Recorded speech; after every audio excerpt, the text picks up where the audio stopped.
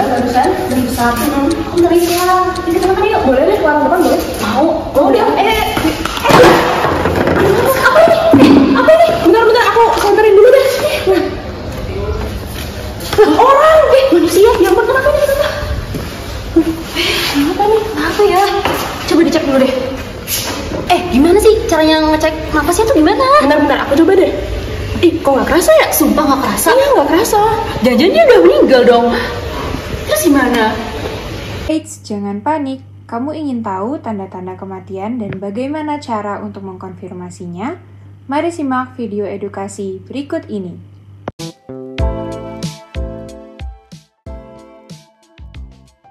Kematian menurut pasal 126 Undang-Undang Nomor 17 Tahun 2023 tentang Kesehatan, seseorang dinyatakan mati apabila memenuhi kriteria diagnosis kematian klinis, fungsional, atau berhentinya fungsi sistem jantung sirkulasi secara permanen, atau kematian batang otak atau mati otak. Pernafasan berhenti dinilai selama lebih dari 10 menit.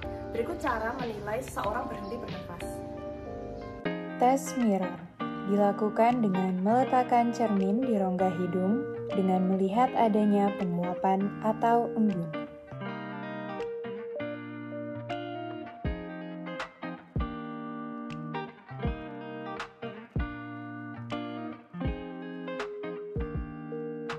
Tes Winslow dilakukan dengan meletakkan air di dada dengan melihat adanya gelombang dari gerakan dinding dada.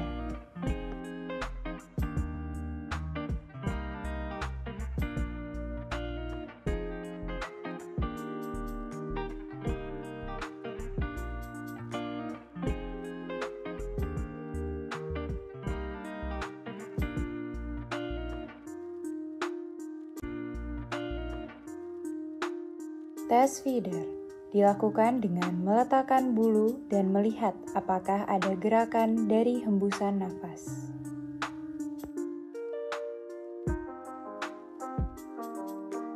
Terhentinya sirkulasi dapat dinilai selama 15 menit dengan tanda nadi karotis tidak teraba. Berikut cara untuk memastikan seorang terhenti sirkulasinya. Tes Magnus dilakukan dengan mengikat salah satu jari untuk melihat adanya sianosis atau bengkak. Interpretasinya adalah jika korban sudah mati, maka tidak ada sianosis atau bengkak. Tes Diagnose dilakukan dengan menyalakan senter ke arah telapak tangan. Pada orang hidup akan terlihat merah muda. Tes Nail dilakukan dengan menekan ujung kuku. Jika sudah mati, kuku akan tampak menetap pucatnya. Tonus otot menghilang dan relaksasi primer.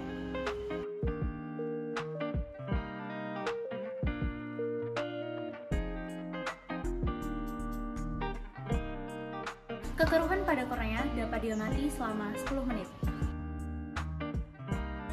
Lebam mayat atau livor mortis muncul setelah kematian klinis.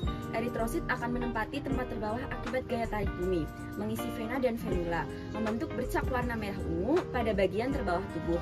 Tanda ini mulai tampak 20-30 menit pasca mati dan menetap setelah 8-12 jam.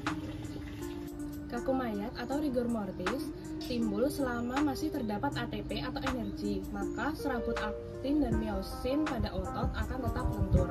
Bila cadangan glikogen dalam otot habis, maka energi tidak terbentuk lagi. Aktin dan miosin menggumpal dan otot menjadi kaku. Kaku mayat mulai tampak kira-kira 2 jam setelah mati klinis dan mulai menetap setelah 12 jam pasca kematian, dimulai dari bagian luar tubuh hingga ke bagian dalam.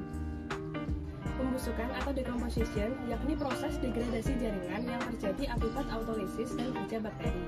Autolisis adalah proses pelunakan dan pencairan jaringan yang terjadi dalam keadaan steril.